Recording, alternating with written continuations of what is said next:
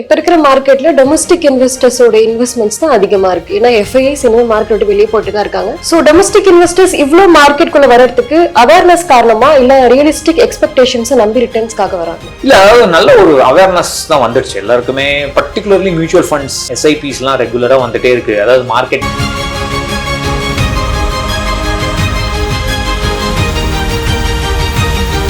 இப்ப இருக்கிற gen Z kids நிறைய பேருக்கு மொபைல் லோன், ஹோம் லோன் இந்த மாதிரி நிறைய விஷயங்கள் வந்து போயிட்டு இருக்கு. சோ இது எல்லாத்தையுமே அடைச்சிட்டு அவங்க இன்வெஸ்ட் பண்ணலாமா இல்ல சைமல்டேனியஸா ரெண்டுத்துமே மேனேஜ் பண்ண முடியுமா? அதாவது இனிமே நான் வாங்க மாட்டேன்னு முடிவு பண்றதா முதல்ல முக்கியம். இனிமே நான் லோன் எடுக்க மாட்டேன்.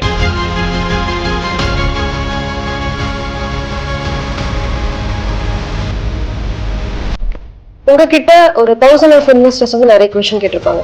சோ அதுல இருந்து இப்போ கரண்டா இன்வெஸ்டர்ஸ் எந்த மாதிரி மைண்ட் செட்ல இருக்காங்கன்னு சொல்ல முடியும்? எனக்கு தெரிஞ்சு என்னன்னா, நான் இது வரைக்கும் இன்வெஸ்டர்ஸ்ல பார்த்தது இல்ல. சோசியல் மீடியால ரொம்ப லவுடா பேசுறாங்க. அதாவது இது தப்பு,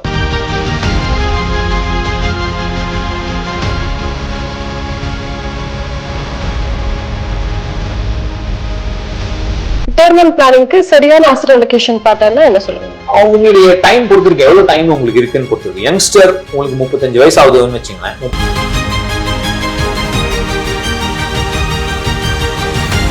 கட்டுமானத்தின் வலிமை, கட்டிடங்களின் பாதுகாப்பு. ஸ்ரீ துர்கா டிஎம்டி கம்பிகள். BBR Garden Signature Living T Nagar இப்போ திருவள்ளூருக்கு வந்தாச்சு. Near DMart on new bypass road, Tiruvallur நகராட்சிக்குட்பட்டது. பிளாட் 20 லட்சம் முதல். கான்டாக்ட் 9955511814.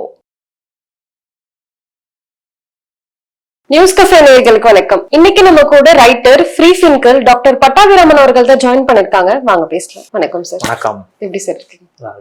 சரி, இப்ப இருக்கிற மார்க்கெட் ஒரு கன்சாலிடேஷன் ஃபேஸ்ல தான் போயிட்டு இருக்கு. சோ நிறைய பேருக்கு வந்து இப்ப இருக்கிற மார்க்கெட்ல இன்வெஸ்ட் பண்ணலாமா இல்ல சைலண்டா இருக்கலாமான்ற क्वेश्चन போயிட்டு இருக்கு. சோ ஸ்டார்டிங் அதுல இருந்து போயிடலாம். சோ உங்களுடைய தாட் என்னவாக இருக்கு இப்ப இருக்கிற மார்க்கெட்? மார்க்கெட்ஸ் அப்படிதாங்க பிஹேவ் பண்ணும்.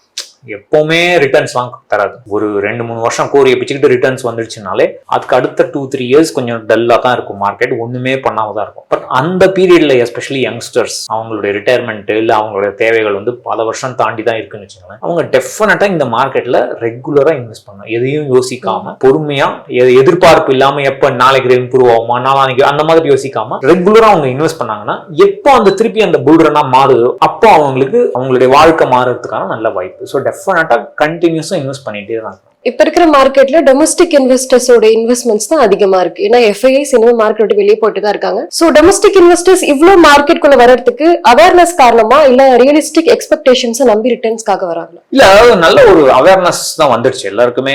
பர்டிகுலர்லி மியூச்சுவல் ஃபண்ட்ஸ் எஸ்ஐபிஸ் எல்லாம் ரெகுலரா வந்துட்டே இருக்கு. அதாவது மார்க்கெட் மேல போனாலும் கீழே போனாலும் மியூச்சுவல் ஃபண்ட்ஸ் எஸ்ஐபிஸ் வந்துட்டே தான் இருக்கு. அவங்களுக்கு அந்த இன்ஃப்ளோ வந்துட்டே தான் இருக்கு. அதனால டொமஸ்டிக் மியூச்சுவல் ஃபண்ட்ஸ்ங்கிறது இன்ஸ்டிடியூஷனல் டொமஸ்டிக் இன்ஸ்டிடியூஷனல் இன்வெஸ்டர்ஸ்.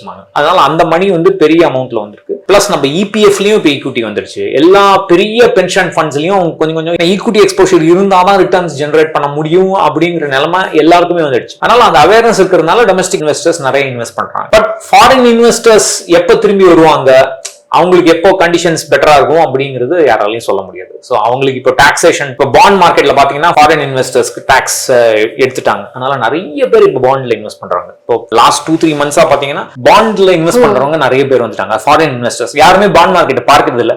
நம்ம எல்லாமே ஈக்விட்டி மார்க்கெட்லயே பார்த்துட்டு இருக்கோம். பட் அதே நிலைமை ஃபாரின் இன்வெஸ்டர்ஸ் ஈக்விட்டி மார்க்கெட்டுக்கு வருவாங்களா, எப்போ வருவாங்கன்றது சொல்ல முடியாது. டாக்ஸ் பெனிஃபிட்டை குறைப்பாங்களா அடுத்த பட்ஜெட்ல தான் தெரியும். அவங்களுக்கு அவங்களுடைய டாக்ஸேஷனை குறைச்சாங்கன்னா, தட் இஸ் டாக்ஸ், அவங்க பே பண்ற டாக்ஸை குறைச்சாங்கன்னா அவங்களும் வர வாய்ப்பு உண்டு. அப்ப மார்க்கெட் பிக் ஆக வாய்ப்பு உண்டு. எதுவா இருந்தாலும் நம்ம இதெல்லாம் பத்தி கவலைப்படாம பொறுமையா நம்ம இன்வெஸ்ட் பண்றது தான் முக்கியம். ரெகுலரா இன்வெஸ்ட் பண்றது. பட் நிறைய இப்ப இருக்கிற ஜென்சி கிட்ஸ் வந்து உடனே ரிட்டர்ன்ஸ் தான் எதிர்பார்க்கறாங்க. சோ அதனாலதான் ட்ரேடிங் நோக்கி போய் ஷேர் மார்க்கெட் மேலேயே ஒரு அதிருப்தி வந்து ஏற்படுது. ஷேர் மார்க்கெட்னா நிறைய பணத்தை போட்டு வந்து லாஸ் பண்றோம் அப்படின்ட்டு. சோ மார்க்கெட் வொலடாலிட்டி ரொம்ப ஆபத்தா இல்ல ரிட்டர்ன்ஸ் எக்ஸ்பெக்ட் பண்ணி வரது ரொம்ப ஆபத்தா?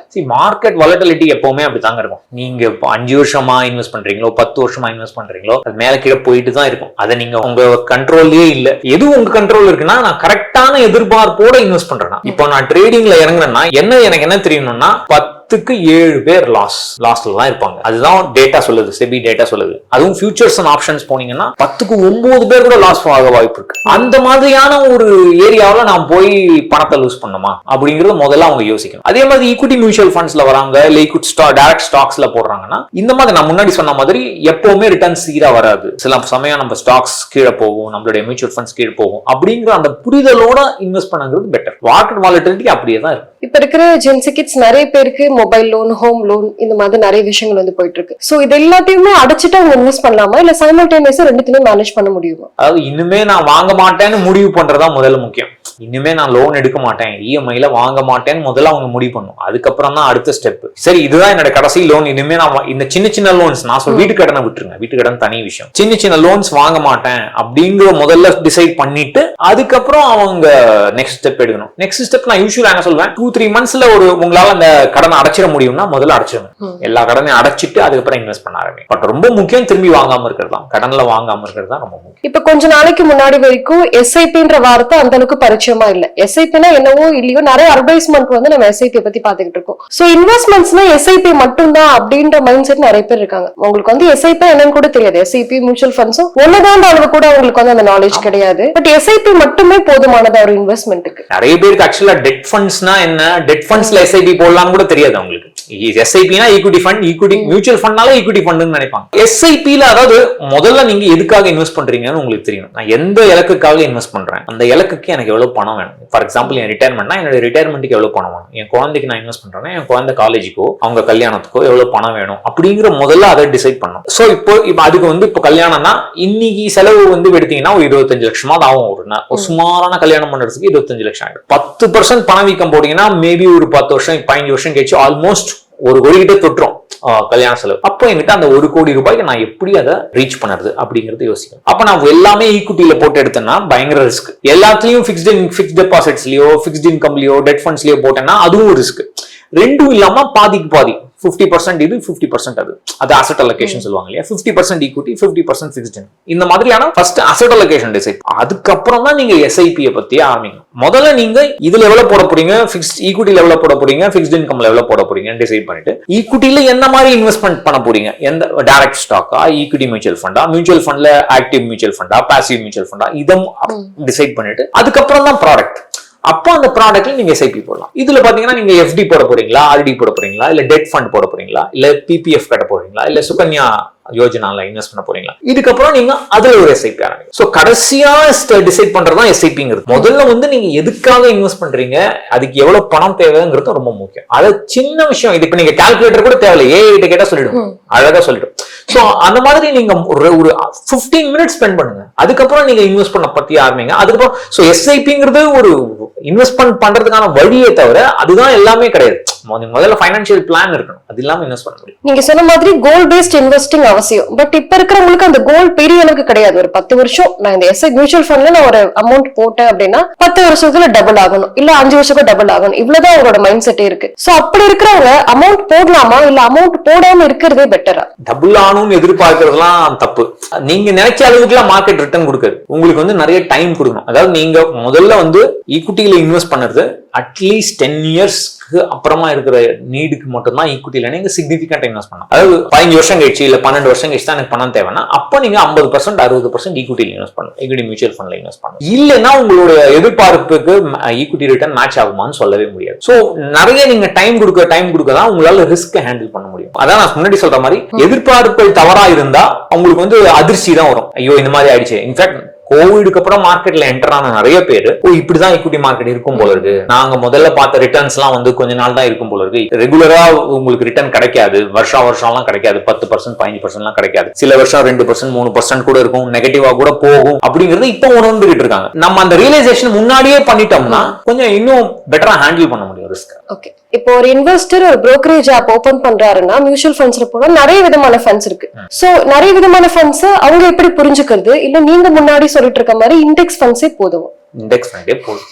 ஏன்னா இண்டெக்ஸ் ஃபண்டா ஆக்டிவ் ஃபண்டாங்கிற ஆர்குமெண்ட்டே சொல்லிடுறேன். நிறைய பேர் இப்போ சோஷியல் மீடியால போனா சண்டை எல்லாம் போடுவாங்க. ஃபார் எக்ஸாம்பிள் நான் இண்டெக்ஸ் ஃபண்ட்னு ஏதாவது ஒரு வீடியோல சொன்னாலே அதுல கமெண்ட் வந்து இண்டெக்ஸ் ஃபண்ட் எல்லாம் வேஸ்ட், இவர் சொல்றதை நம்பாதீங்க, ஆக்டிவ் ஃபண்ட்ல போடுங்கன்ற கமெண்ட் வரும். See, இதுதான் பெஸ்ட் சாய்ஸ்ங்கிற மைண்ட் செட்டை முதல்ல நம்ம மைண்ட்ல இருந்து எடுத்துடணும். நான் இங்க இருந்து என்னுடைய கோலுக்கு நான் அச்சீவ் பண்றதுக்கு பல வழி இருக்கு. இப்படிதான் போகணும், இந்த ரூட் தான் பெஸ்ட்னு யாராலையும் சொல்ல முடியாது. எனக்கு எந்த ரூட் சூட்டபிள்ங்கிறதா நீங்க டிசைட் பண்ணணும். நீங்க ஆபீஸ்க்கு போறதுக்கு ஷேர் ஆட்டோவா இல்ல தனியா ஆட்டோ போறீங்களா இல்ல கார்ல போறீங்களா அந்த ஊபர்ல போறீங்க, அதுங்கிறத நீங்க தான் டிசைட் பண்ணணும். பட் எல்லாமே அங்கதான் போய் சேரும். சோ அந்த மாதிரி அந்த ரூட்டை நீங்க தான் டிசைட் பண்ணணும். என்னோட மைண்ட் செட்டுக்கு இண்டெக்ஸ் ஃபண்ட்ஸ் போதுமா? இப்ப நான் வந்து நிறைய பேர் என்ன சொல்றாங்க, எனக்கு 10% ரிட்டர்ன் வந்தா போதும், நான் ரொம்ப எல்லாம் கவலைப்பட போகுது இல்லை. ஏன்னா எந்த மியூச்சுவல் ஃபண்ட்லாம் ரொம்ப மண்டை போட்டு உடைக்கிறதுக்கு எனக்கு டைம் கிடையாது. எனக்கு வேலை இருக்கு, வீட்டுல பிரச்சனை இருக்கு, அதெல்லாம் ஹேண்டில் பண்ணும். சோ அப்படி இருக்கும்போது நான் ஏன் ரொம்ப கவலை பண்ணணும், நான் பாட்டு இண்டெக்ஸ் ஃபண்ட்ல போட்டு போவேன். இந்த மாதிரி சொல்றவங்க நிறைய பேர் இருக்காங்க. அவங்களுக்கு இண்டெக்ஸ் ஃபண்ட் சூட் ஆகும். சில பேர் என்ன சொல்லுவாங்க, நான் எப்படியாவது மார்க்கெட்டை பீட் பண்ணணும், மார்க்கெட்டை கூட அதிகமா ரிட்டர்ன் வாங்கணும், அப்ப நான் ஆக்டிவ் ஃபண்ட்ல போட போறேன் அப்படின்னா ஓகே நீங்க போடுங்க.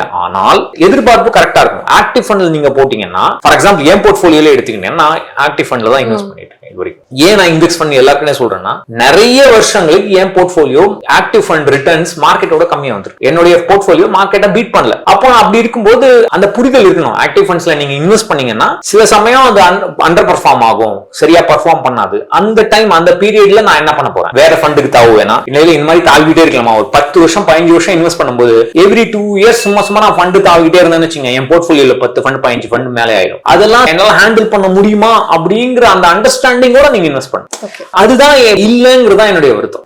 ஆக்டிவ் ஃபண்ட் தான் பெஸ்ட்னு சொல்றவங்க, அந்த ஃபண்ட் மேனேஜர் எல்லா டைமும் நல்லா ஷைன் பண்ண மாட்டாரு. சில சமயம் யானைக்கும் அடிசருக்கும் மாதிரி அவருக்கும் சில பேட் டைம் வரும். அப்போ ரிட்டர்ன்ஸ் கம்மியாகுங்கிற புரிதல் இருக்க மாட்டேங்குது. இதுதான் பெஸ்ட் அதுதான் பெஸ்ட்ங்கிறது பாயிண்டே இல்ல. நான் ஃபைனான்சியல் பிளான் ஒழுங்கா பண்ணிட்டேன்னா என் டெம்பரமெண்ட்டுக்கு எது கரெக்டா வரும் அப்படிங்கறத நான் சூஸ் பண்ணிட்டேன்னா, நான் சொன்ன மாதிரி ஊபரா ஷேர் ஆட்டோ எனக்கு எது சூட் ஆகுமோ அதை நீங்க சூஸ் பண்ணுங்க. அது இந்த ப்ராடக்ட் நல்லதா அந்த ப்ராடக்ட் நல்லதாங்கிறது தவறான கேள்வி. நீங்க தவறான கேள்வி கேட்டீங்கன்னா சரியான பதில் கிடைக்கவே கிடைக்காது. நீங்க சரியான முதல்ல கேள்வி கேட்கணும். என்னுடைய மைண்ட் செட்டுக்கு எனக்கு என்ன சூட் ஆகும்னு கேட்டுட்டு அதுக்கப்புறம் நீங்க சூஸ் பண்ணுங்க. அதுதான் இப்போ நீங்க டிஐவி இன்வெஸ்டர்ஸ்க்காக நிறைய ஆர்டிகல்ஸ் எழுதிருக்கீங்க. சோ இப்போ வந்து ஒரு இன்வெஸ்டர் மியூச்சுவல் ஃபண்ட் டிஸ்ட்ரிபியூட்டரை தேடி போகவே கூடாது, போகவே தேவையில்லை. 2026ல போகவே தேவையில்லை. டிஸ்ட்ரிபியூட்டர்ஸே தேவையில்லை இன்வெஸ்டர்ஸ்.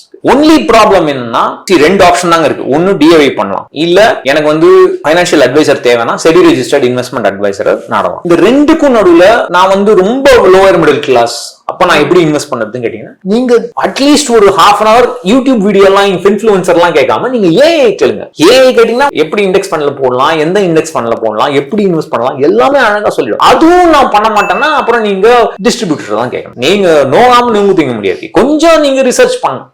டிஸ்ட்ரிபியூட்டர் போகிறது தப்பு இல்லைன்னு சொல்ல முடியாது. எல்லா டிஸ்ட்ரிபியூட்டர் நல்ல டிஸ்ட்ரிபியூட்டர் யாருன்னு எனக்கு தெரியாது. எனக்கு பெனிஃபிஷியலா நல்ல டிஸ்ட்ரிபியூட்டர் யாருன்னு என்னால கண்டுபிடிக்கிறதுக்கு அறிவு இருந்தா நான் ஈஸியா போயிடுவேன். பட் அந்த மாதிரி கண்டுபிடிக்கிறது கஷ்டம். ஃபைனான்சியல் செபி ரெஜிஸ்டர்ட் இன்வெஸ்ட்மெண்ட் அட்வைசர்ல அந்த ப்ராப்ளம் இருக்கு. ஆனால் சரி, உங்களுக்கு இந்த மாதிரி இந்த டவுட் இருந்தா நீங்க ஏஐ கேளுங்க. சோ நீங்க டிஐஓயா இருக்கணும்னா வேலை பண்ணணும். சும்மா நீங்க அப்படியே உட்கார்ந்துட்டு எல்லாம் கிடைக்கும்னா நடக்காது. சோ ஏன்னா நீங்க டிசைட் பண்ணீங்க எது உங்களுக்கு செட் ஆகுங்கிறத நீங்க டிசைட் பண்ணுங்க. அதுதான் ஓகே. உங்ககிட்ட ஒரு 1000 ஆஃப் இன்வெஸ்டர்ஸ் வந்து நிறைய क्वेश्चन கேட்டிருப்பாங்க. சோ அதுல இருந்து இப்போ கரண்டா இன்வெஸ்டர்ஸ் எந்த மாதிரி மைண்ட் செட்ல இருக்காங்கன்னு சொல்ல முடியும்? எனக்கு தெரிஞ்சு என்னன்னா, நான் இது வரைக்கும் இன்வெஸ்டர்ஸ்ல பார்த்ததுல சோசியல் மீடியால ரொம்ப லவுடா பேசுறவங்க, அதாவது இது தப்பு, இது ரைட்டு, இவரு நல்லவரு, இவரு தான் பெஸ்ட், இவரு வேஸ்ட், இந்த மாதிரிலாம் பேசுறாங்களே, இது வந்து ஆக்சுவலா ரொம்ப கம்மியான பர்சன்டேஜ். இவங்களை பார்த்து நம்ம இன்வெஸ்டர்ஸ் இப்படிதான் இருப்பாங்கிற முடிவு கட்டக்கூடாது. பெரும்பாலும் இன்வெஸ்டர்ஸ் ரொம்ப குவைட்டா இருக்காங்க. அவங்களுக்கு வேண்டியது நான் சொன்ன மாதிரி 10% ரிட்டர்ன், சின்ன ரிட்டர்ன். எனக்கு ரொம்ப மியூச்சுவல் ஃபண்ட்ல இருந்து பெரிய ரிட்டர்ன்லாம் வேணாம். எனக்கு கம்மியான இன்வெஸ்ட்மெண்ட் தான் பண்ண போறேன். கம்மியான ரிட்டர்ன் கிடைச்சா போதும், நான் நிம்மதியான வாழ்க்கை வாழ்வேன். அவங்க வந்து வீடியோ எல்லாம் பார்ப்பாங்க, ஆர்டிகல் எல்லாம் படிப்பாங்க, ஆனா கமெண்டே பண்ண மாட்டாங்க. இந்த கும்பல் தான், அந்த குவைட்டா இருக்கிற கும்பல் தான் ஆக்சுவலி மெஜாரிட்டி. ஆனால் இந்த கமெண்ட் அடிக்கிறவங்களை பார்த்து நம்ம இப்படிதான் எல்லாரும் இருப்பாங்க, இப்படிதான் எல்லாரும் இருப்பாங்கன்ற உங்களை பத்தி வாழ்த்தி சொன்னாலும் நீங்க அப்படி சுயாயிடக்கூடாது, தவறா சொன்னாலும் நீ இப்படி போயிடக்கூடாது. ஆக்சுவலா அந்த குவைட் இன்வெஸ்டர்ஸ் தான் உங்களுக்கு, அவங்க தான் ஆக்சுவலி ட்ரூ ஃபாலோவர்ஸ். அவங்க என்ன கரெக்டா அவங்க சொல்றதை கேட்பாங்க. அவங்களுக்கு ஆக்சுவலா தெரியும் அவங்களுக்கு என்ன வேணும், அவங்களுக்கு என்ன பிளான் பிளான் பண்ணணும், அவங்களுக்கு எல்லாம் தெரியும். ஆனா அவங்க வெளியில சொல்ல மாட்டாங்க. சோ இது வரைக்கும் நான் இன்வெஸ்டர்ஸ்ல பார்த்ததுல, அதுவும் சோஷியல் மீடியா இன்டராக்ஷன்ஸ்ல பார்த்ததுல, இந்த குவாய்ட்டா இருக்கிறவங்க தான் ஆக்சுவலா ரொம்ப பவர்ஃபுல் பீப்புள். அவங்க வேலை பண்ணுவாங்க ஒழுங்கா, அவங்களோட வேலை பண்ணிட்டு அவங்களுடைய பணம் ரெகுலரா இன்வெஸ்ட் பண்ணுவாங்க, அவங்க போர்ட்ஃபோலியோ ஒழுங்கா வளரும். சோ அந்த மாதிரி நம்ம இப்ப இருக்கிற இன்வெஸ்டர்ஸ் கிட்ட ஃபியர் ஆஃப் மிஸ்ஸிங் அவுட் அதிகமா இருக்குன்னு நினைக்கிறீங்க? எப்பவுமே உண்டுங்க ஃபியர் ஆஃப் மிஸ்ஸிங் அவுட். எல்லாருக்கும் எல்லா விஷயத்திலும் ரியல் எஸ்டேட் ஆனாலும் சரி, ஒரு கல்யாணத்துக்கு போகணும்னா கூட FOMO உண்டு. ஏதாவது போக முடியலன்னா ஐயோ நான் போக முடியல, எல்லாத்துக்கும் எல்லா விஷயத்துக்குமே FOMO உண்டு. அது FOMO ஹேண்டில் பண்றதுதான் பெரிய விஷயம். அந்த FOMO எப்படி ஹேண்டில் பண்றதுங்கிறது எல்லாராலையும் முடியாது. ஏன்னா FOMOக்கு எனிமி வந்து லாஜிக் தான். நீங்க லாஜிக் தான் யூஸ் பண்ண முடியும். FOMO வரது லாஜிக் இல்லாத ஒரு விஷயத்துக்கு தான், ஐயோ இதை நான் மிஸ் பண்ணிட்டேன்னா என்ன ஆகும் அப்படிங்கிற ஒரு தாட் தான் உங்களுக்கு எப்பவுமே இருக்கும். எதுவா இருந்தாலும் சரி, பணம்னாலும் வேற எதாவது. அதுக்கு நீங்க இது பரவாயில்ல, இதுனா இன்னும் ஒரு ஆப்பர்ச்சுனிட்டி வரப்போகுது, எனக்கு இது தேவையில்லை, என்னுடைய தேவைக்கு நான் கரெக்டா தான் இன்வெஸ்ட் பண்ணிட்டு இருக்கேன், கரெக்டான டிசிஷன் தான் நான் எடுத்திருக்கேன் அப்படிங்கிற உங்களுக்கு அந்த லாஜிக் நீங்க வச்சுதான் அதை கவுண்டர் பண்ண முடியும். அது எவ்வளவு பேர் பண்றாங்கிறது தான் பிரச்சனை. நீங்க ஸ்டார்டிங்ல இருந்து ஏஐ பத்தி நிறைய விஷயங்களை சொன்னீங்க. டவுட் இருந்தா போய் ஏஐ கிட்ட கீழே அப்படின்னு சொல்லிட்டு, ஏஐ சொல்றது எந்த அளவுக்கு உண்மையா இருக்குன்னா கீழே போடுறாங்க. ஏஐ வந்து எல்லா அளவுக்கு உண்மை இல்லைன்னு சொல்லிட்டு. ஏஐயோட பெரிய ப்ராப்ளம் என்னன்னா, ஏஐக்கு எனக்கு தெரியாதுன்னு சொல்ல தெரியாது. ஏதாவது நீங்க இப்போ மனுஷன் கேட்டீங்கன்னா, இது என்னோட ஏரியா இல்லைங்க, ஃபார் எக்ஸாம்பிள் என்கிட்ட நீங்க டெரிவேட்டிவ்ஸ் பத்தி கேட்டீங்கன்னா எனக்கு தெரியாது. ஏஐக்கு அது தெரியாது. ஏஐக்கு எனக்கு தெரியாது ஏதாவது சொல்லுவோம், அது எக்ஸ்பர்ட் மாதிரி பேசும். அது கண்டுபிடிக்க முடியுமாங்கிறது கஷ்டம். நான் யூஸ்வலா சொல்றது என்னன்னா, ஏஐ யூஸ் பண்றதுக்கு ஏஐ தேவை, ஆர்டிபிஷியல் இன்டெலிஜென்ஸ் யூஸ் பண்றதுக்கு ஆக்சுவல் இன்டெலிஜென்ஸ் கொஞ்சம் தேவை. உங்களுக்கு அதை எப்படின்னு கண்டுபிடிக்க தேவை. ஆனால் பேசிக்கான கொஸ்டின்ஸ் கேட்கலாம். நான் யூஸ்வலா மக்கள்கிட்ட என்ன சொன்னா, நீங்க போய் இந்த ஸ்டாக்ல இன்வெஸ்ட் பண்ணலாமா, இந்த மியூச்சுவல் ஃபண்ட்ல இன்வெஸ்ட் பண்ணலாமாங்கிற கேள்வி எல்லாம் ஏஐ கிட்ட கேட்காதீங்க. ஏன்னா அது எதனால அது சொல்லுதுன்னு உங்களால கண்டுபிடிக்க முடிஞ்சால் ஓகே. அது தெரியலன்னு வச்சுங்களேன், ஃபார் எக்ஸாம்பிள் இந்த மியூச்சுவல் ஃபண்ட் ABC மியூச்சுவல் ஃபண்ட்ல இன்வெஸ்ட் பண்ணுதுன்னு சொல்லுதுன்னு வச்சுங்களேன், ஏன் சொல்ற, இதுதான் கரெக்ட் மெத்தடா அப்படின்னு நீ கவுண்டர் கேள்வி கேட்கணும். அது நிறைய பேர் கேட்காம போய் நீங்க இன்வெஸ்ட் பண்ணிட்டீங்கன்னா அது உங்க சோம்பேறித்தனம். அதுக்கும் இல்லாம நான் ரொம்ப பேசிக்கான கேள்வி கேட்கணும். ஃபார் எக்ஸாம்பிள் நான் 25 வயசு ஆகுது எனக்கு, நான் வந்து இப்பதான் காலேஜ் முடிச்சுட்டு வேலைக்கு போறேன், இல்ல ஜஸ்ட் வேலை ஜாயின் பண்ணிட்டேன், நான் இப்பதான் ஃபர்ஸ்ட் சம்பளம் வாங்கிருக்கேன். ஏகிட்ட போய் கேளுங்க, நான் எப்படி இந்த சம்பளத்தை ஆர்கனைஸ் பண்ணும், நான் இப்போ கொஞ்சம் என் சம்பளத்தை எடுத்து நான் என்ஜாயும் பண்ணும், ஃபியூச்சருக்கு நான் கொஞ்சம் இன்வெஸ்டும் பண்ணும், எப்படி நான் இதை பேலன்ஸ் பண்ணேன், நான் என்னெல்லாம் ஸ்டெப்ஸ் என்னுடைய பர்சனல் ஃபைனான்ஸை நான் ஒழுங்கா மேனேஜ் பண்ணுறதுக்கு அப்படின்னு கேட்டீங்கன்னா அழகா சொல்லும். இந்த பொதுவான விஷயங்கள்லாம் கரெக்டா சொல்லும். இந்த நீங்க ஸ்பெசிஃபிக்கா இந்த ஸ்டாக் வாங்கலாமா, ஃபியூச்சர்ல இந்த ஸ்டாக்ல 10% ரிட்டர்ன் கிடைக்குமா, அந்த மாதிரி எல்லாம் நீங்க கேட்டீங்கன்னா அது ரொம்ப டேஞ்சர். அது வந்து எல்லாருக்கும் இருக்கிற கேள்வி அதான, சரி பண்ணலாம், அது சோம்பேறித்தனம். அது நீங்க நீங்க ஏஐ கேட்கலாம், ஆனால் அப்புறம் ஏஐ நீங்க பிளேம் பண்ண கூடாது. பண்ண தப்பு நீங்க தான். நீங்க கேட்டு இன்வெஸ்ட் அப்ப நீங்க ஏன் பிளேம் பண்ண கூடாது. நான் கேட்டேன், இந்த மாடல்லாம் வேஸ்ட், எல்லாம் வேஸ்ட் அப்படின்னு சொல்லக்கூடாது. நீங்க பொதுவான கேள்விகள் கேட்கறதுக்கு ஏஐ வெரி குட். அது எஸ்பெஷலி ஃபேக்சுவல் நாலேஜ். இப்போ நான் சொல்ற மாதிரி பேசிக்கா எமர்ஜென்சி ஃபண்ட் எப்படி பில்ட் பண்ணணும், லைஃப் இன்சூரன்ஸ் எப்படி வாங்கணும், ஹெல்த் இன்சூரன்ஸ் எப்படி வாங்கணும், என்னெல்லாம் ஒரு ஹெல்த் இன்சூரன்ஸ் பாலிசினா அதுல என்னெல்லாம் நான் பார்க்கணும், அதே மாதிரி லைஃப் இன்சூரன்ஸ், இந்த மாதிரி கேள்விகள் ஜெனரல் கேள்விகள்லாம் நீங்க ஏஐ கேட்டீங்கன்னா தப்பு பண்ணா ரொம்ப கம்மியான வாய்ப்பு. நீங்க ஸ்பெசிபிக்கா போய் இந்த பாலிசியில இந்த ABC 3 கம்பெனி இருக்கு, இந்த B கம்பெனியை நான் சூஸ் பண்ணலாமா, இது எவ்வளவு எது பெட்டர், அந்த மாதிரி ரொம்ப டீடைல்டா கேட்டீங்கன்னா தப்பு பண்ண சான்ஸ். அது அப்புறம் அந்த ஏஐ ஒரு லிங்க் கொடுக்கும், அது ஏதாவது சொல்லிட்டு அது ரெஃபரன்ஸ் லிங்க் கொடுக்கும். இந்த ரெஃபரன்ஸ் லிங்க் போய் நீங்க பார்க்கணும், அதுதான் கரெக்டா சொல்லுதான். ஏன்னா சில சமயம் பாத்தீங்கன்னா அதோட சொல்ற ஸ்டேட்மெண்ட்டுக்கும் அந்த லிங்க்ல என்ன இருக்கும் சம்பந்தமே இருக்காது, அந்த ஸ்டேட்மெண்ட்டே இருக்காது. அதெல்லாம் நீங்க கொஞ்சம் இன்வெஸ்டிகேட் பண்ணணும். அது இன்வெஸ்டிகேட் பண்ணாம நீங்க பண்ணக்கூடாது. அதான் பேசிக்கான விஷயம் கேட்டீங்கன்னா ரொம்ப ஈஸி, தப்பு பண்ண கம்மி வாய்ப்பு. இப்போ பர்சனல் ஃபைனான்ஸ் பத்தியும் மியூச்சுவல் ஃபண்ட் அவேர்னஸ் பத்தியும் நிறைய பேர் கத்துக்கிறது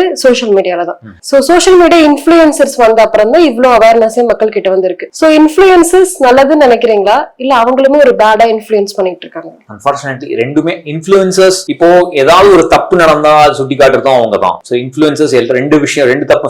கவர்மெண்ட் ஒரு நல்லது பண்ணாலும் சொல்றது, கெட்டது பண்ணாலும், சோ ரெண்டுத்துக்குமே நமக்கு இன்ஃப்ளூயன்சர்ஸ் தேவைதான். பட் ஆனால் இன்ஃப்ளூயன்சர்ஸ் எப்போ ஏதாவது விற்க ஆரம்பிச்சாங்கன்னா, ப்ரொமோட் பண்ண ஆரம்பிச்சாங்கன்னா கொஞ்சம் கேர்ஃபுல்லா இருக்கும், கொஞ்சம் உஷாரா இருக்கும். ஃபார் எக்ஸாம்பிள் அவங்க வந்து இந்த டிமேட் அக்கௌண்ட் நல்ல அக்கௌண்ட், இங்க டிமேட் அக்கௌண்ட் ஓபன் பண்ணுங்க, இல்ல இந்த பாண்ட் பிளாட்ஃபார்ம்ல போய் அக்கௌண்ட் ஓபன் பண்ணுங்கன்னு சொல்லிட்டு அவங்க டிஸ்கிரிப்ஷன்ல கீழே வந்து அவங்களுடைய இந்த லிங்க் இருக்கும், அஃபிலியேட் லிங்க் இருக்கும். அந்த அஃபிலியேட் லிங்கா இதுனா ஏன் இங்க அஃபிலியேட் லிங்க் இருக்கு, இவங்களுக்கும் அவங்களுக்கும் ஏதாவது தொடர்பு இருக்கா அப்படிங்கிறது யோசிக்கணும். அப்ப தொடர்பு இருந்தா அவங்க ரொம்ப சீரியஸா எடுத்துக்கூடாது. இன்ஃபேக்ட் நான் சொல்லுவேன், இந்த மாதிரி அந்த லிங்க் நீங்க ஏஐல கேட்டு இந்த ஆள் இப்படி சொல்றான், இந்த மாதிரி இது வந்து உண்மையா இல்லையான்னு அங்க நீங்க வெரிஃபை பண்ணலாம். அது மத்த சோர்ஸ் வச்சு வெரிஃபை பண்ணி உங்களுக்கு சொல்லும். சோ நீங்க அந்த மாதிரி கேர்ஃபுல்லா நீங்க இன்ஃப்ளூயன்சர்ஸையும் ஏஐயும் கேர்ஃபுல்லா ஹேண்டில் பண்ணீங்கன்னா உங்களால யூஸ்ஃபுல்லா பண்ண முடியும். ஏன்னா பேசிக்கா பர்சனல் ஃபைனான்ஸ்க்கு ஒன்றும் பெரிய புக் எல்லாம் படிக்கணுங்கிற அவசியம் இல்ல, பெரிய இன்டெலிஜென்ஸ் எல்லாம் தேவையில்ல.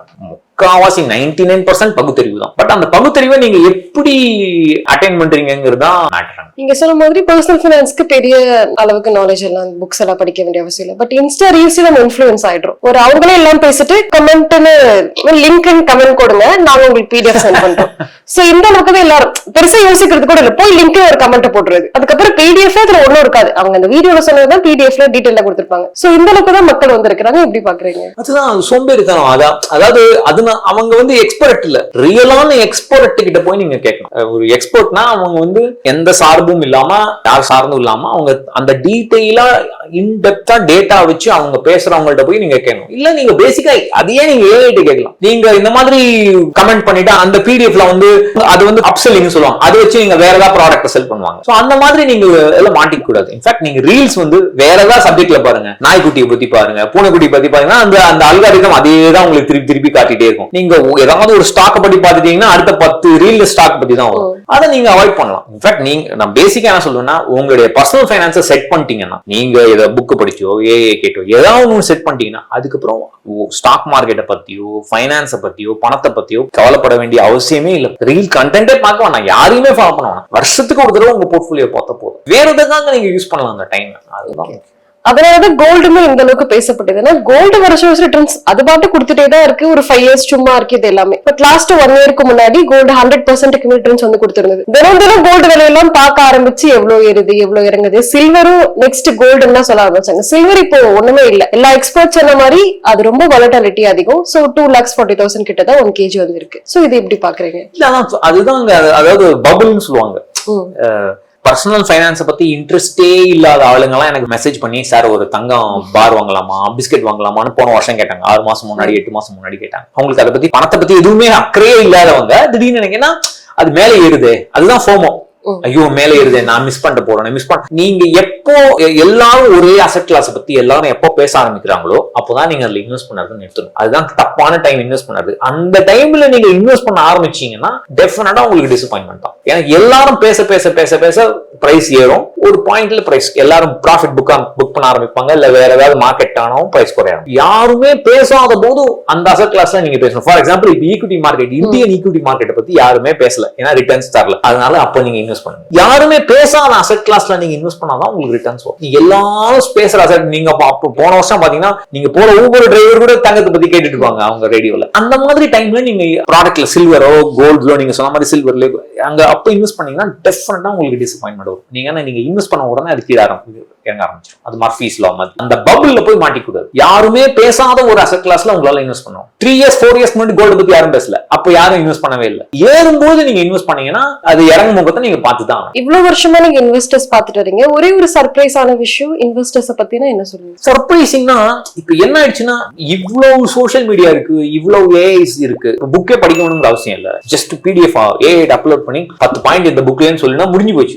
ஒரு மாசம் படிக்க வேண்டிய புக்கை நீங்க ஒரு 15 நிமிஷத்துல முடிச்சிடலாம். இந்த 10 பாயிண்ட் தான் இந்த ஆத்தர் சொல்றாரு அப்படிங்கறத முடிச்சிடலாம். இவ்வளவு கன்வீனியன்ஸ் இருக்கும்போது ஒரு பேசிக்கான ரிட்டையர்மெண்ட் பிளானிங் பத்தி புரிதல் இல்லை. ஃபார் எக்ஸாம்பிள் பணவீக்கம் வச்சுங்களேன். இந்த பணவீக்கம் 6% 7% வருஷம் உங்களுடைய செலவுகள் பணவீக்கத்தினால இன்ஃபிளேஷனால ஏறுதுன்னா இதோட இம்பாக்ட் 10 வருஷம் கழிச்சு 20 வருஷம் கழிச்சு எப்படி இருக்கும் அப்படிங்கிறது யாராலையும் கணிக்க முடியல, யாராலையும் புரிஞ்சுக்க முடியல. இது நான் இப்ப ஃபார் எக்ஸாம்பிள் நிறைய வீடியோஸ்ல வந்து உங்களுடைய ரிட்டையர்மெண்ட்டுக்கு நீங்க 5 கோடி ரூபாய் ஆகணும், 10 கோடி ரூபாய் ஆகணும், அதாவது இன்புட்ஸ் பொறுத்து நான் சொல்றேன்னா இவன் சொல்ற தப்பு. அது எந்த வித புரிதலும் இல்லாம இவங்க வேஸ்ட்னு சொல்லுவாங்க. அதுதான் அது இன்னும் 2026ல இவ்வளவு டெக்னாலஜி இருக்கு, ஆனா இப்பவும் பேசிக்கான விஷயங்களுக்கு இப்படி மக்கள் சொல்றாங்களே கொஞ்சம் வருத்தமா. ரிட்டையர்மெண்ட் பிளானிங்க்கு சரியான அசெட் அலோகேஷன் பேட்டர்னா என்ன சொல்லுங்க? உங்களுடைய டைம் பொறுத்திருக்கு, எவ்வளவு டைம் உங்களுக்கு இருக்குன்னு பொறுத்திருக்கு. யங்ஸ்டர் உங்களுக்கு 35 வயசு ஆகுதுன்னு வச்சுங்களேன், 35 வயசு ஆகுது, இன்னும் 20 வருஷம் இருக்கு ரிட்டையர்மெண்ட் பிளானிங்னா அட்லீஸ்ட் ஒரு 50 to 60% ஈக்விட்டில இருக்கும், மீதி 40% to 50% ஃபிக்ஸ்ட் இன்கம்.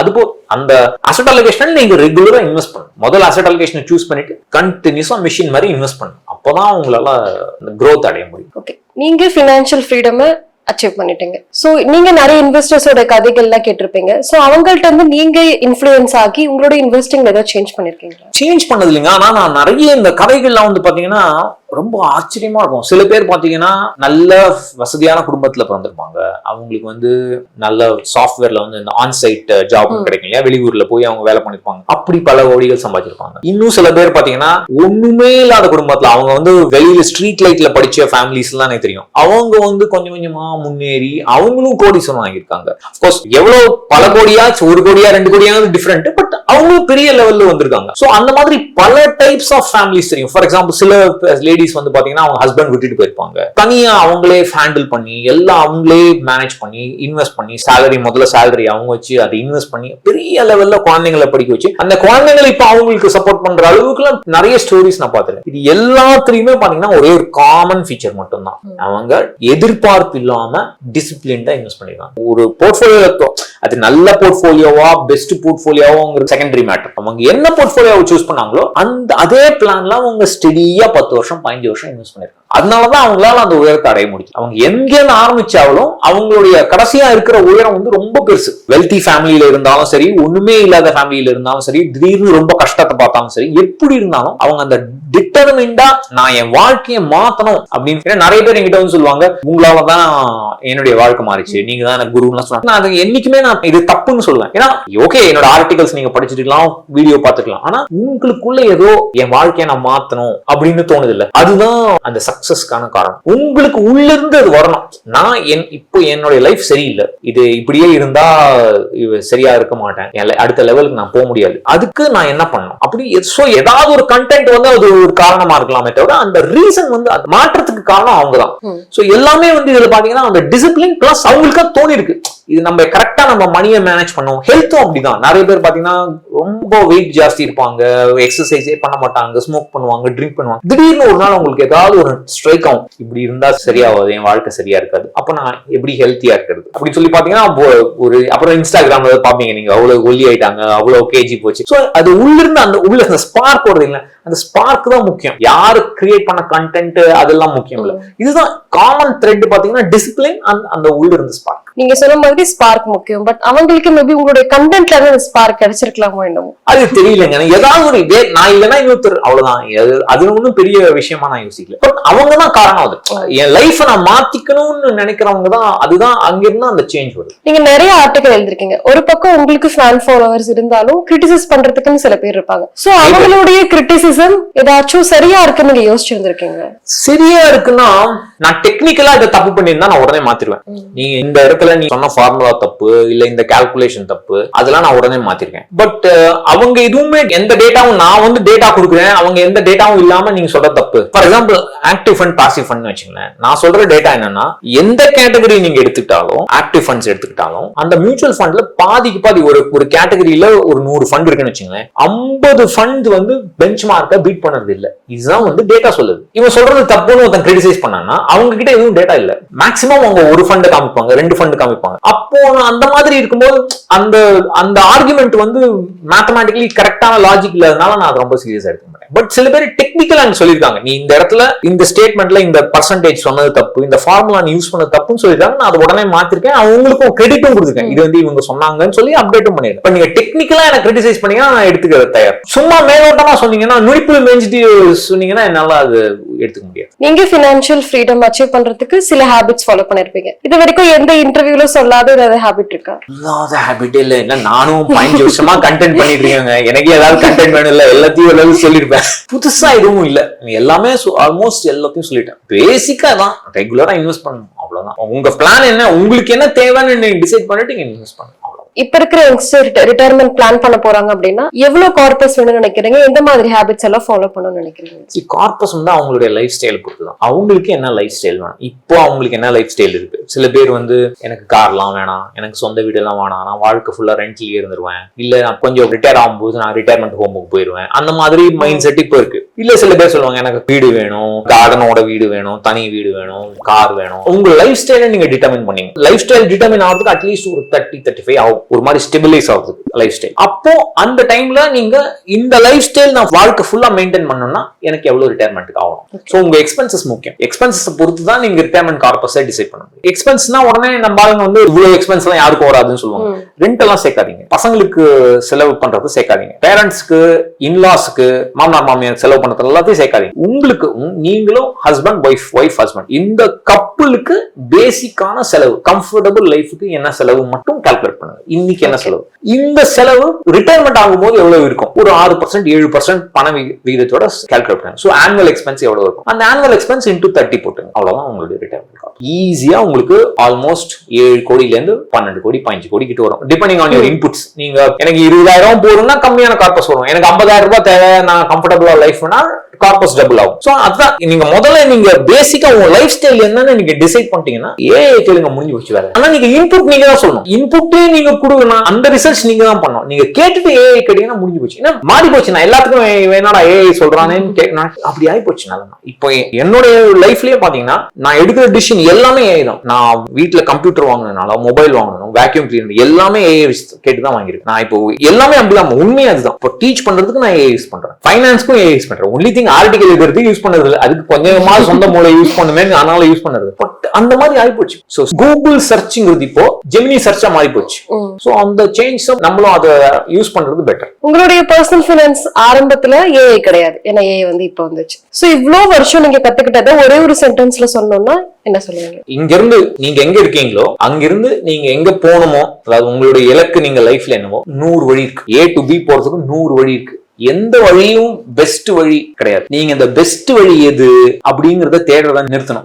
எனக்கு எந்த சூட்டபிள் வழி, நான் எந்த வழியில போனா நான் நிம்மதியா தூங்க முடியும், நான் எந்த வழியில போனா நான் கம்ஃபர்டபுளா இருப்பேன் அப்படிங்கறது நீங்க டிசைட். அந்த புரிதல் வந்து உங்களுக்குள்ளே இருக்கும். என்னதான் ஏஐ கேளுன்னு சொன்னாலும் சில கேள்விகளும் சில பதில்களும் உங்களுக்குள்ளேயே தான் இருக்கு. உனக்கு என்ன வேணும்ங்கிறத மத்தவங்க சொல்ல முடியாது. உன் ஃபேமிலிக்கு என்ன வேணும், இங்க இருக்கிற 3 பேர் இருக்காங்கன்னா ஒரு ஃபேமிலியும் ஒரு டிஃபரெண்ட், எல்லாருக்கும் நீட்ஸ் டிஃபரெண்ட். நான் வந்து உங்களோட கம்பேர் பண்ண முடியாது, இல்ல நீங்க அவரோட கம்பேர் பண்ண முடியாது. ஏன்னா அந்த மாதிரி அந்த கம்பேரிசனுக்கு போகாம என் லைஃப்க்கு நான் என்ன கரெக்டா பண்ண முடியும் அப்படிங்கிற அந்த புரிதல். எண்ட் பாயிண்ட், நான் இங்க இருக்கேன், நான் எங்க போகணும், இந்த எண்ட் பாயிண்ட் நீங்க டிசைட் பண்ணிட்டீங்கன்னா 1000 வழி இருக்கு. இங்க என்ன அப்படி போலாம், இப்படி போலாம், எப்படி வேணா போலாம். எனக்கு என்ன சூட்டபிள் வழின்னு சூஸ் பண்ணுங்க. எதுல பண்ணா ரிட்டர்ன் ஜாஸ்தி வரும், எதுல பண்ணா டாக்ஸ் கம்மியா வரும், இந்த மாதிரி பொதுவா கேள்வி கேட்காம என் லைஃபுக்கு என்ன சூட் ஆகும் அப்படிங்கிற அந்த கேள்வியை நீங்க கேட்டீங்கன்னா உங்க ஜேர்னி பீஸ்ஃபுல்லா இருக்கும். நிறைய விஷயங்கள் என் கூட ஷேர் பண்ணீங்க, ரொம்ப தேங்க்யூ. இந்த வீடியோ உங்களுக்கு பிடிச்சிருந்தா லைக் பண்ணுங்க, ஷேர் பண்ணுங்க, கமெண்ட் பண்ணுங்க, மறக்காம பெல் பட்டனை கிளிக் பண்ணிட்டு சப்ஸ்கிரைப் பண்ணிடுங்க.